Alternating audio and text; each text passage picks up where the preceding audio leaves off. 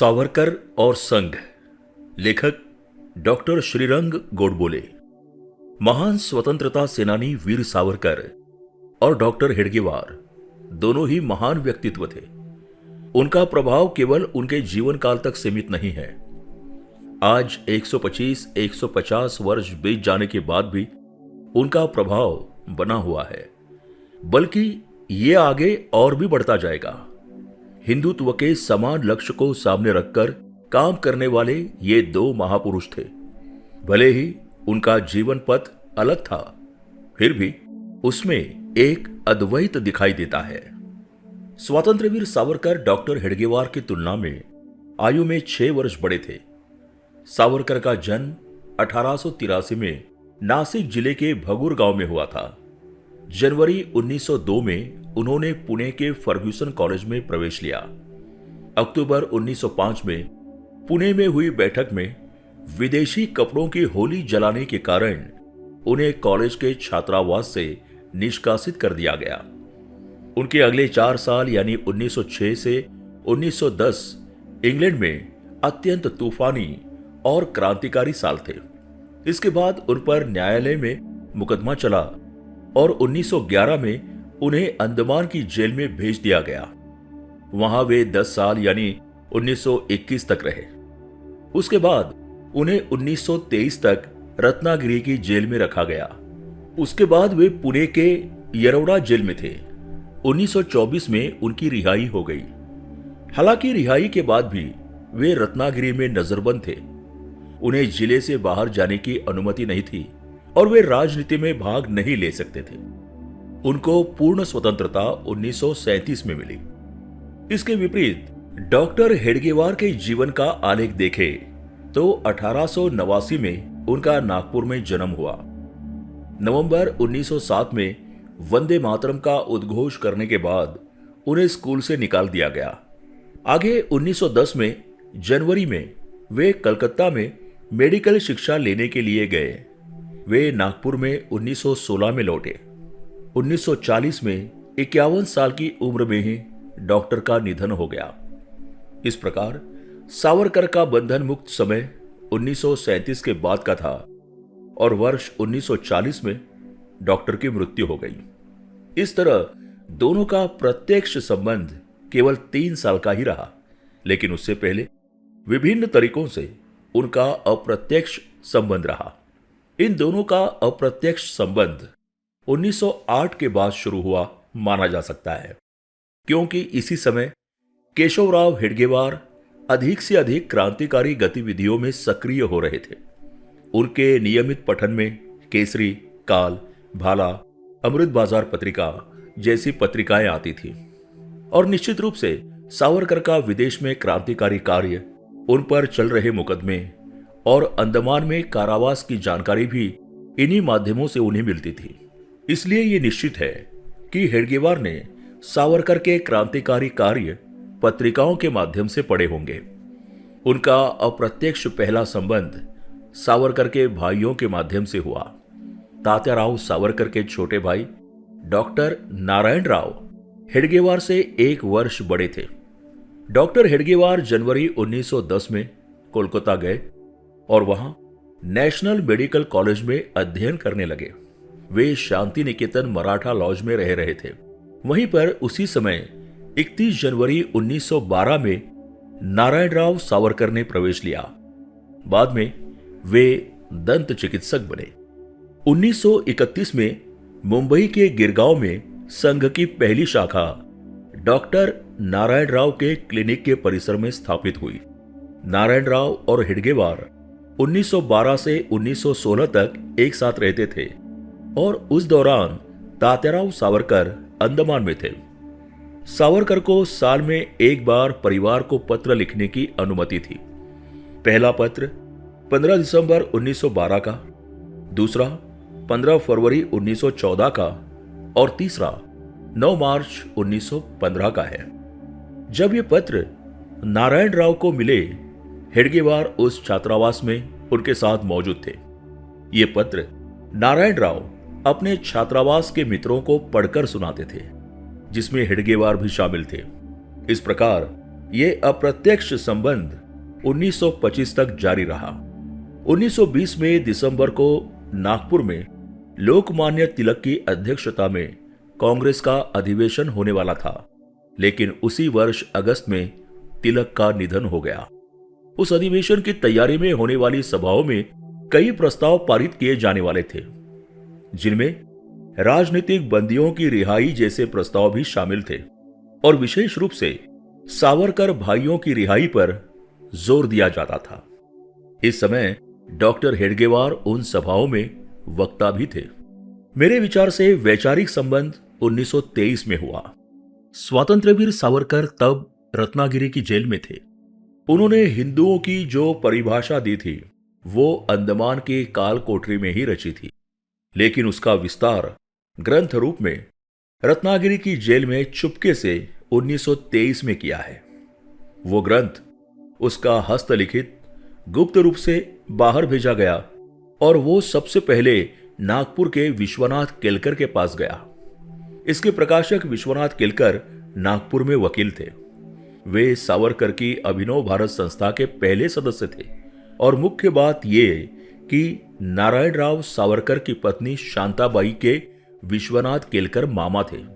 Kelkar doctor Hedgewar के अत्यंत जिगरी दोस्त थे और संघ की स्थापना के बाद केलकर नागपुर के संघ चालक बने। विश्वनाथराव केलकर के पास सबसे पहले जब हिंदुत्व ग्रंथ का हस्तलिखित आया, तब उसे सबसे पहले देखने वालों में डॉक्टर हेडगेवार थे।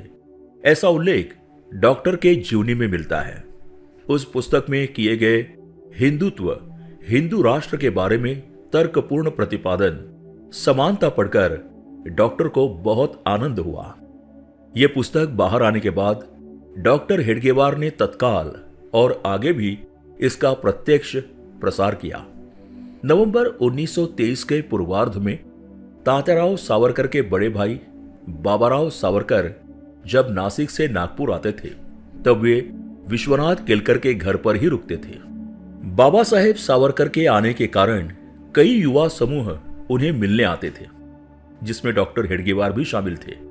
आगे संघ स्थापना से पहले 6 अक्टूबर 1924 को शस्त्र पूजन के दिन बाबा साहेब सावरकर ने नागपुर में तरुण भारत समूह नामक युवाओं की संस्था शुरू की, जिसमें युवाओं के सभी संगठनों का संयुक्त शस्त्र पूजन कार्यक्रम हुआ। इसके अध्यक्ष डॉक्टर हेडगेवार थे। इस प्रकार दोनों भाइयों के कारण डॉक्टर हेडगेवार का संबंध सावरकर भाइयों से स्थापित हुआ। डॉक्टर हेडगेवार के स्वातंत्र्य दैनिक के पहले पन्ने पर खबरें और पिछले पन्ने पर सावरकर की किताबों के बारे में विज्ञापन होता था। उस समय रत्नागिरी में नजरबंद रहते हुए उन्हें त्र्यंबकेश्वर जाने की अनुमति दी गई थी। उस समय अखिल महाराष्ट्रियनों द्वारा डॉक्टर मुंजे की अध्यक्षता में 28 अगस्त 1924 को एक कार्यक्रम हुआ। उस समय 11,660 रुपए की थैली उन्हें अर्पित की गई। उस थैली में नागपुर का योगदान 1,000 रुपए का था। ये निधि जमा करने का काम मुख्य रूप से डॉक्टर हेडगेवार ने किया था। उस समय नागपुर में साहित्य सम्मेलन आयोजित किया जाना था और उसका अध्यक्ष पद सावरकर को देने का फैसला किया गया था। इस अभियान का नेतृत्व डॉक्टर हेडगेवार ने किया, लेकिन वो सम्मेलन उस समय नहीं हो सका। बाद में 1926 में वो सम्मेलन हुआ और इसका श्रेय डॉक्टर हेडगेवार को सार्वजनिक रूप से और समाचार पत्रों के माध्यम से भी दिया गया। अंडमान से छूटने के बाद सावरकर को नजरबंदी की सजा हो गई। रत्नागिरी में प्लेग शुरू होने के कारण वे 23 नवंबर 1924 से 20 जून 1925 तक रत्नागिरी के पास के शिरगांव में विष्णुपंत दामले के घर रहे। इसी घर में डॉक्टर हेडगेवार मार्च 1925 में संघ स्थापना से कुछ महीने पहले जानबूझकर नागपुर से डॉक्टर सावरकर के इस प्रस्तावित संगठन के बारे में राय जानने के लिए मिलने आए थे। 2 दिन डॉक्टर हेडगेवार वहां ठहरे थे।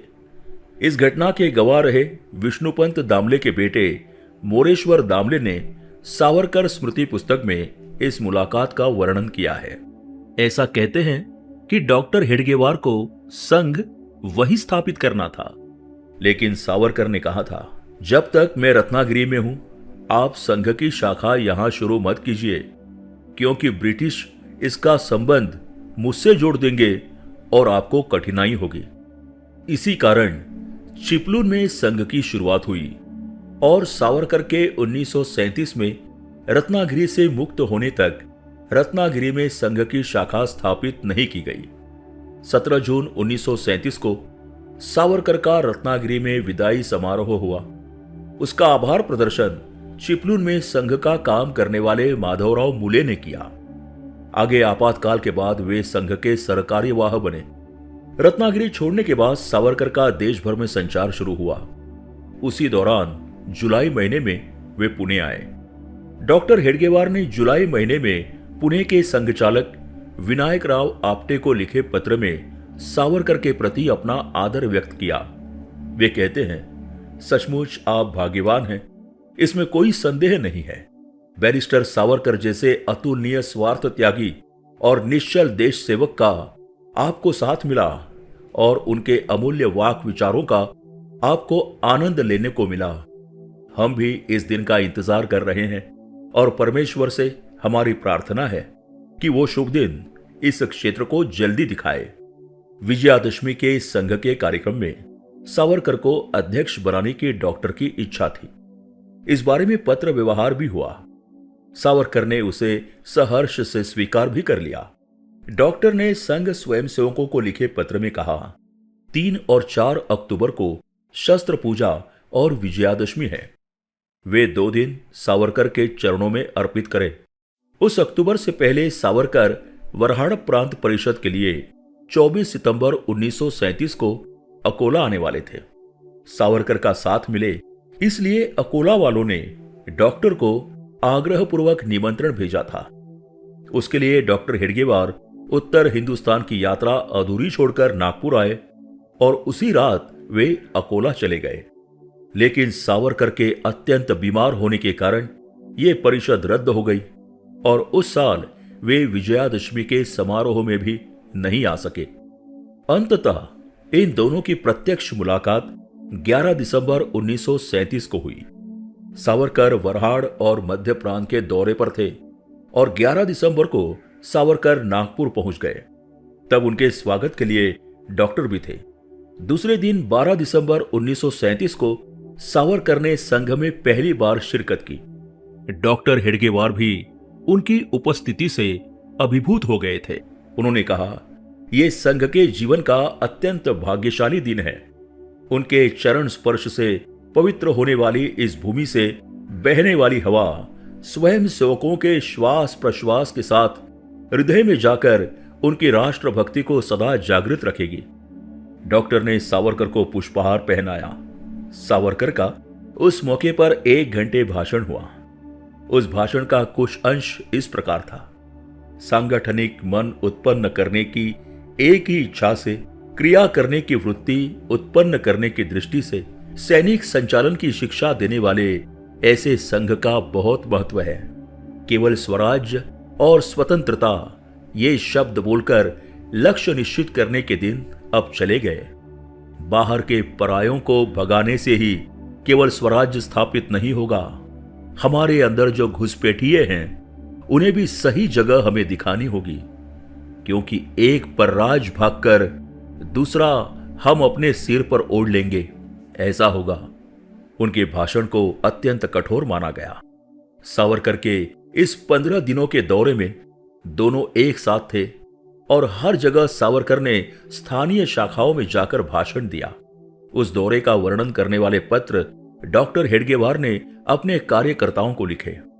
उनमें से एक पत्र में कहते हैं, वरहाड़ और मध्य प्रांत में बैरिस्टर सावरकर के व्याख्यान से समुद्र मंथन के समय जो परिस्थिति निर्मित हुई होगी वो हुई है। कुल मिलाकर लोगों में नव चेतना का संचार हुआ है। सावरकर जहां जहां जाते थे वहां वहां 3 जगहों पर उनका प्रवास तय होता था। वे थे संघ की शाखा, राष्ट्र सेविका समिति की शाखा और अस्पृश्य समुदाय की बस्ती। दरअसल हरिजन बस्ती का दौरा किए बिना सावरकर की यात्रा कभी पूरी नहीं होती थी। 28, 29, 30 दिसंबर 1938 को नागपुर में स्वातंत्र्यवीर सावरकर की अध्यक्षता में अखिल भारतीय हिंदू महासभा का अधिवेशन हुआ। उस अधिवेशन की पूरी व्यवस्था संघ स्वयं सेवकों ने ही की थी। ये योजना बनाई गई कि संघ के युवाओं की यंग बटालियन छावनी का उद्घाटन 30 दिसंबर को वीर सावरकर के हाथों करवाया जाएगा। यह भी मकसद था कि अधिवेशन के मौके पर देश भर से जो नेता कार्यकर्ता आए उन्हें भी संघ का दर्शन हो और वे उस प्रांत में संघ का काम करें। 30 दिसंबर 1938 को सुबह सावरकर की अध्यक्षता में इस सैन्य छावनी का उद्घाटन हुआ। सावरकर ने उस समय कहा, आज का प्रसंग अत्यंत महत्वपूर्ण और स्मरणीय है, क्योंकि संपूर्ण हिंदू समाज इस प्रसंग पर यहां एक साथ इकट्ठा हुआ है। राष्ट्रीय स्वयंसेवक संघ इस राष्ट्र की महान संस्था है और आज का उसका भव्य और प्रेरणादायक स्वरूप हिंदुत्व के जीवित होने का प्रतीक है। इसमें कोई संदेह नहीं है। समाज में अनुशासन निर्माण करने के लिए आज्ञाकारिता की आदत स्वतःस्फूर्त रूप से बनाना आवश्यक होता है और संघ में रोज के कार्यक्रम से ये अनुशासन पालन की वृत्ति उत्पन्न होती है। यह सचमुच प्रशंसनीय है। हिंदू समाज की वर्तमान परिस्थिति में यही राष्ट्रव्यापी संगठन हमारे प्रिय राष्ट्र का पूरा उद्धार करेगा, ऐसा मुझे विश्वास है। दोनों की आखिरी मुलाकात डॉक्टर के निधन के 1.25 महीने पहले मतलब 11 मई 1940 को पुणे में संघ के तत्कालीन ओटीसी में हुई थी। उसे अब संघ प्रशिक्षण शिविर कहते हैं। वहां कार्यकर्ताओं की बैठक का उन्होंने मार्गदर्शन किया। यह उनकी आखिरी मुलाकात साबित हुई। उसके बाद डॉक्टर का निधन हो गया। डॉक्टर के मासिक श्राद्ध के कार्यक्रम में सावरकर नहीं जा पाए, इसलिए 13 जुलाई 1940 को उन्होंने खेद का पत्र गोलवलकर गुरुजी को अंग्रेजी में लिखा। उस पत्र का सार ऐसा था, डॉक्टर हेडगेवार के जीवन काल में संपूर्ण भारत भर में मैं सैकड़ों संघ के कार्यक्रमों में उपस्थित रहा और वहां उपदेश दिया, लेकिन संघ के संदर्भ में किसी भी प्रश्न पर अंतिम निर्णय केवल डॉक्टर हेडगेवार का ही होना चाहिए, ऐसा मेरा विचार होता था और उस मामले में डॉक्टर हेडगेवार के विवेक पर मुझे पूरा विश्वास था। इससे सावरकर का डॉक्टर के प्रति आदर दिखता है। 30 जुलाई 1939 को पुणे में संघ के गुरु पूर्णिमा उत्सव की अध्यक्षता स्वतंत्रता वीर सावरकर ने की थी। उस समय के भाषण में सावरकर बोले, हिंदू राष्ट्र के अथाह समुद्र पर संकल्प, पक्ष विपक्ष, जय पराजय की कितनी भी लहरें टकराकर चली जाए, फिर भी ये महासागर वैसा ही शाश्वत रहेगा। ये बात इस संघ के आद्य प्रणेता डॉक्टर हेडगेवार ने ध्यान में रखकर इस संघ की प्राण प्रतिष्ठा की। इस बारे में मैं उनका दिल से आभार मानता हूं। मनु की अंजुलि में समाने वाली मछली जिस तरह बढ़ती बढ़ती बड़ी होकर मनु की नाव प्रलय काल में बचा सकी, उसी तरह डॉक्टर हेडगेवार द्वारा अल्प रूप में शुरू किया ये संगठन आज प्रचंड स्वरूप धारण करके राष्ट्र का उद्धार कर सकेगा, ऐसा मुझे विश्वास लगता है। अंततः सावरकर की भविष्यवाणी सच साबित हुई है। डॉक्टर हेडगेवार कभी भी सावरकर का उल्लेख पूजनीय नहीं बल्कि परम पूजनीय किए बिना पूरा नहीं करते थे। अकोला रेलवे स्टेशन पर डॉक्टर ने सावरकर को भरे डिब्बे में ही साष्टांग दंडवत प्रणाम किया। ये संस्मरण अकोला के कार्यकर्ता शंकरराव समुद्रे ने सुनाया था। 5 फरवरी 1938 को स्वातंत्र्यवीर सावरकर अखिल भारतीय हिंदू महासभा की कार्यकारी मंडल की बैठक के लिए चालीसगांव जाने वाले थे। वे रेलवे से यात्रा करने वाले थे। डॉक्टर ने उनसे इटारसी के बजाय होशंगाबाद में उतरने का अनुरोध किया और इसके लिए होशंगाबाद के कार्यकर्ताओं को लिखकर कहा था, सावरकर का स्वागत कीजिए, उनके रहने की व्यवस्था कीजिए, उनके लिए कोई भी सार्वजनिक कार्यक्रम न रखिए, उन्हें पूरी तरह से आराम मिले इसका ख्याल रखिए। इसी तरह जुलाई 1939 में डॉक्टर हेडगेवार बुखार से पीड़ित थे। तब सावरकर ने उन्हें पत्र लिखा। लोगों ने बताया कि आप बुखार से पीड़ित हैं। यह सुनकर धक्का लगा। अपने स्वास्थ्य का विशेष ख्याल रखें, दवा पानी में थोड़ी भी टाल मटोल न करे। आपका स्वास्थ्य मतलब हिंदुस्तान का एक आधार स्तंभ है। ईश्वर आपको लंबी आयु, बल और सफलता दे। पत्र की भाषा से प्रतीत होता है कि दोनों में कितना प्यार था। डॉक्टर का निधन होने की खबर जब सावरकर को मिली तब उन्होंने तुरंत संघ को तार भेजा। वो तार आज भी संघ के अभिलेखागार में सुरक्षित है। उन्होंने तार में लिखा है, हिंदू महासभा के कार्यकर्ता डॉक्टर हेडगेवार के निधन से बहुत दुखी हूं। हेडगेवार हमारे बीच नहीं रहे, लेकिन वे अमर रहेंगे। हेडगेवार का निधन हो गया। संघ दीर्घायु हो। सावरकर हिंदू महासभा के अध्यक्ष थे। उन्होंने देश की सभी हिंदू महासभा शाखाओं को 30 जून को डॉक्टर को श्रद्धांजलि देने के लिए शोक सभाएं आयोजित करने और शोक का प्रस्ताव पारित करवाने का आदेश दिया और लाहौर से मद्रास तक और गुजरात से असम तक देश भर में डॉक्टर हेडगेवार को श्रद्धांजलि देने के लिए शोक सभाएं हिंदू महासभा की ओर से और सावरकर के आदेश से हुई हैं। 30 जून को मुंबई में हुई डॉक्टर की शोक सभा में सावरकर बोले, डॉक्टर हेडगेवार जैसे संगठक की आज बहुत आवश्यकता थी। जिस विचार का उन्होंने एकांत में चिंतन किया, वो कल्पना आज खुले तौर पर पूरे हिंदुस्तान में फैल गई है। हिंदुस्तान हिंदुओं का, इस घोषणा की गर्जना पूरे भारत में हो रही है और अब वो कल्पना मूर्त रूप में उतरने का समय आ रहा था। तब उनकी बहुत आवश्यकता थी। अब डॉक्टर हेडगेवार का अधूरा रहा कार्य पूरा करना है। आज के युवाओं का यह कर्तव्य है। बड़े लोगों के कार्य अधूरे ही रहते हैं। युग प्रवर्तक या शक्ति सर्जक अपने जीवन काल में उस पद तक नहीं पहुंचते। उनका कार्य आगे चला और सफल हुआ तभी वो संस्थापक, युग प्रवर्तक या शक्ति सर्जक कहलाते हैं। ये मार्मिक और दूरदर्शी वाक्य है। डॉक्टर हेडगेवार और स्वातंत्र्य वीर सावरकर ये दोनों युग प्रवर्तक थे। मेरे विचार से स्वातंत्र्य वीर सावरकर और डॉक्टर हेडगेवार का संघ अलग नहीं है। संघ का और सावरकर का कुल एक ही है। संघ डॉक्टर हेडगेवार का कार्य करता है, लेकिन वो स्वातंत्र्य वीर सावरकर के आदर्शों और उद्देश्य का भी कार्य करता है। मानो दो शरीर हो, लेकिन आत्मा एक ही हो। उनका लक्ष्य था हिंदू समाज को संगठित करना, उसे शक्तिशाली बनाना और हिंदू राष्ट्र को परम वैभव के शिखर तक पहुंचाना। दोनों ने इसके लिए अपना संपूर्ण जीवन समर्पित कर दिया।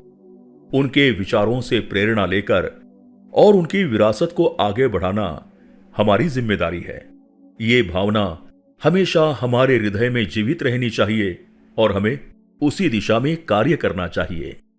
लेखक वीर सावरकर एवं श्री गोडवलकर गुरुजी को समर्पित वेबसाइट के प्रवर्तक हैं।